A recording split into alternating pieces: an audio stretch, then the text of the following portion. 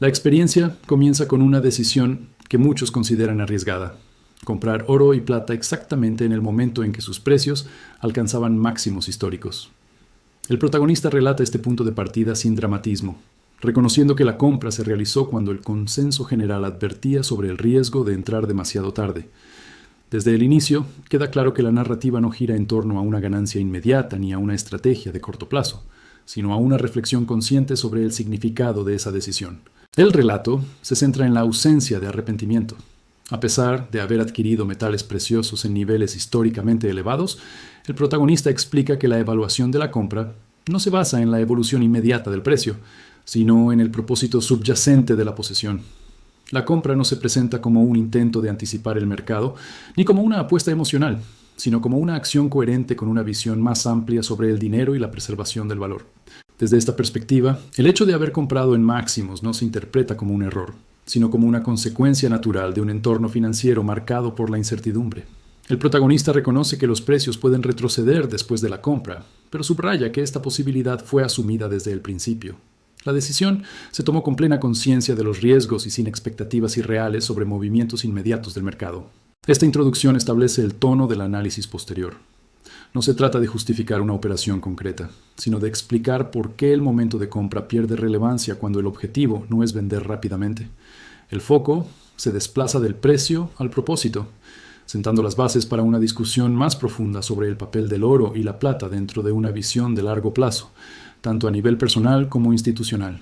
El razonamiento central que sustenta la decisión de comprar oro y plata se apoya en la distinción entre dinero sólido y moneda fiduciaria.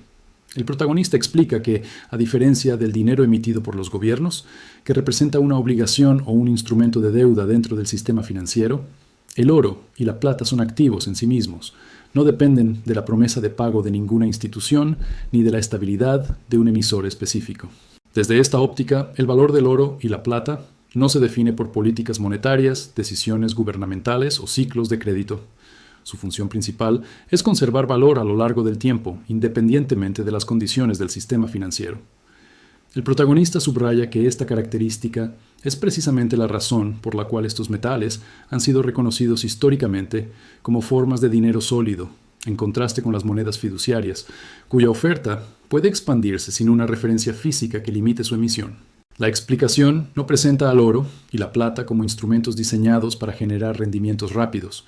Por el contrario, se los describe como una forma de resguardo frente a la pérdida de poder adquisitivo asociada al uso prolongado de monedas fiduciarias. En este contexto, el precio de mercado en un momento determinado se vuelve secundario frente a la función estructural que cumplen estos activos dentro de una estrategia de preservación patrimonial. El protagonista aclara que esta visión no elimina la volatilidad ni las fluctuaciones de precios. Reconoce que el valor del oro y la plata puede subir o bajar en el corto plazo, impulsado por dinámicas de mercado y por el comportamiento humano. Sin embargo, insiste en que estas variaciones no alteran la naturaleza fundamental de los metales como activos que no están ligados a deuda ni a la confianza en un sistema financiero específico.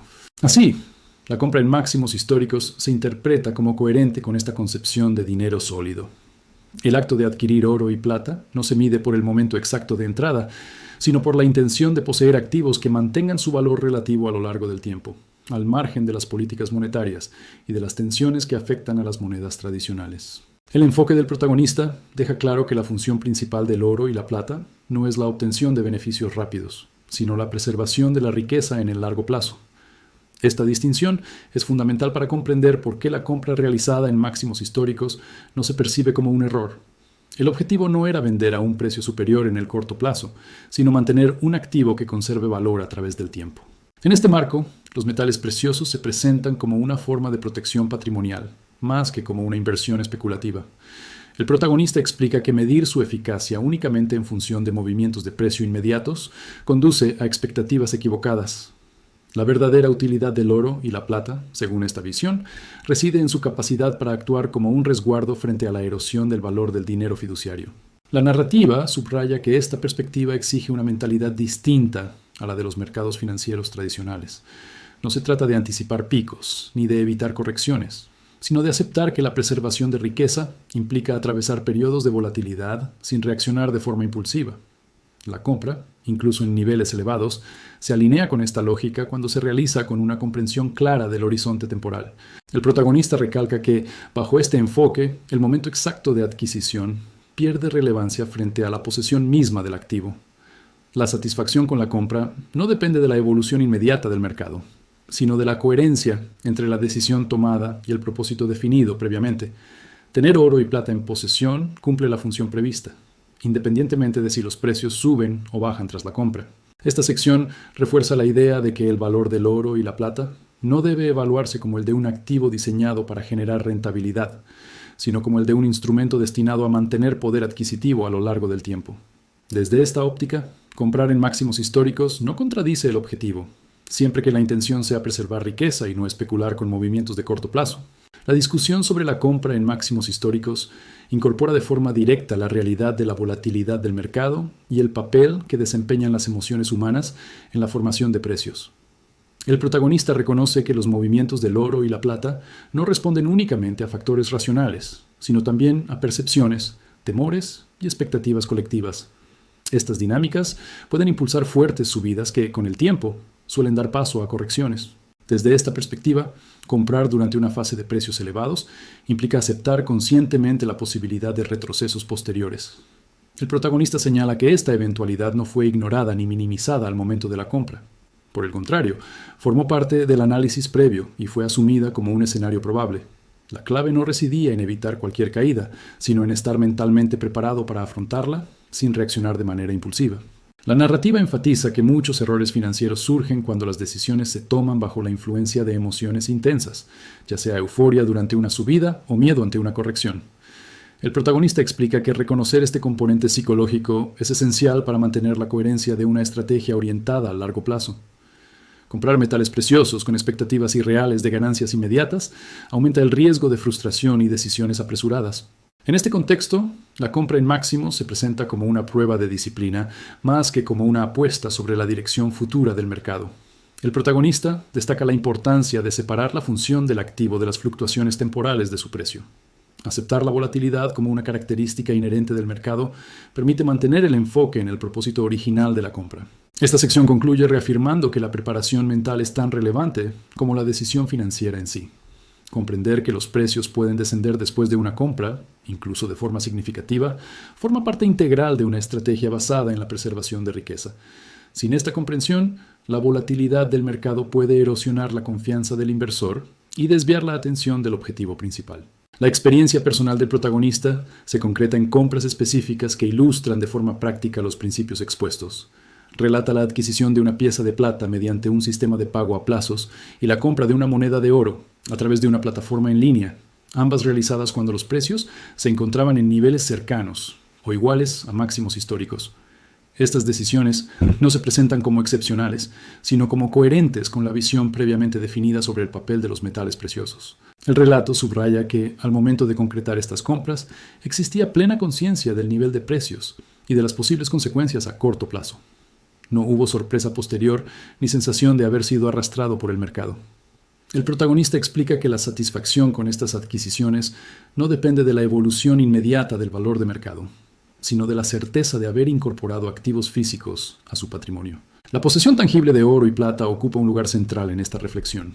Más allá de las cifras y de las cotizaciones diarias, el protagonista destaca que tener los metales en propiedad cumple una función que no puede medirse únicamente en términos de precio. La compra se evalúa desde la perspectiva de la tenencia a largo plazo y no desde la posibilidad de una venta inmediata con beneficio.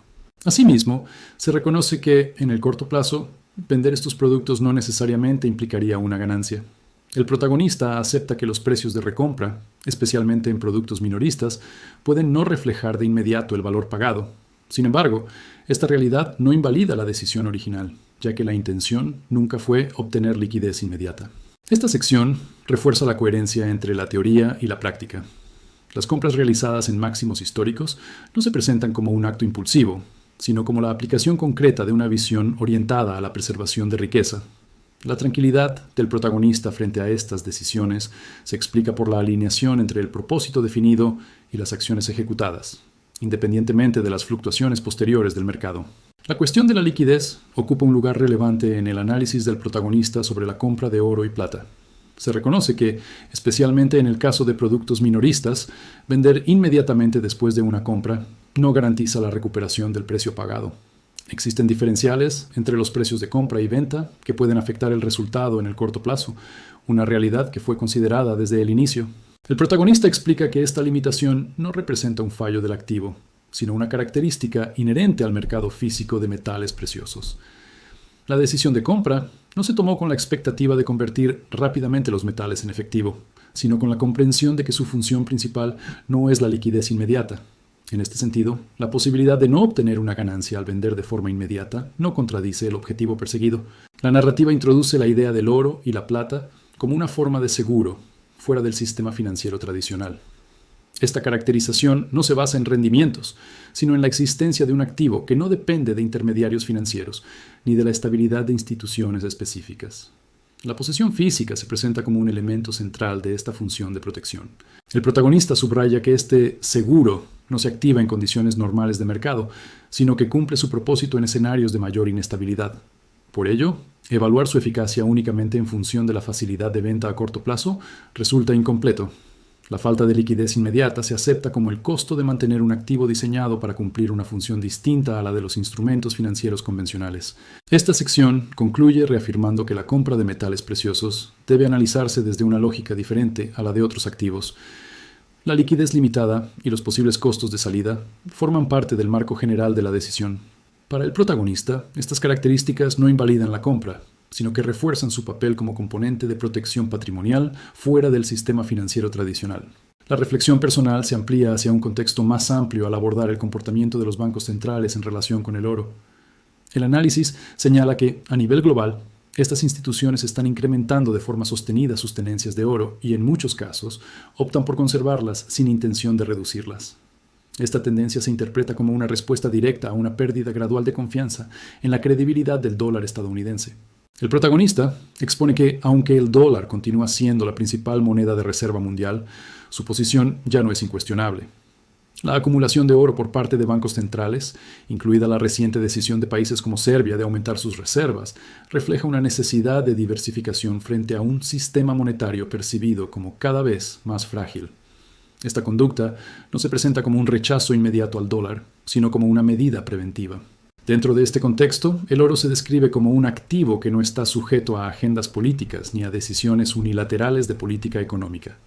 Su atractivo para las instituciones oficiales reside en su neutralidad y en su reconocimiento universal. A diferencia de las monedas fiduciarias, el oro no representa una obligación de pago, ni depende del desempeño fiscal o financiero de un solo país. El análisis también destaca que esta acumulación institucional se produce en un entorno de tensiones geopolíticas y de creciente incertidumbre financiera. Los bancos centrales, al reforzar sus reservas de oro, buscan fortalecer la resiliencia de sus balances ante escenarios adversos. Esta conducta institucional refuerza la idea de que el oro cumple una función de protección sistémica, más allá de su precio de mercado.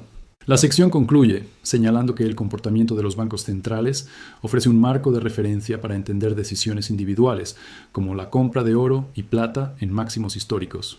Si las principales instituciones monetarias del mundo optan por aumentar su exposición al oro como medida de resguardo, esta tendencia aporta coherencia a la visión del protagonista sobre la función de los metales preciosos como activos de preservación de valor en un entorno de confianza decreciente en las monedas tradicionales. El análisis institucional se profundiza al examinar el papel del oro como reserva universal de valor dentro del sistema financiero global.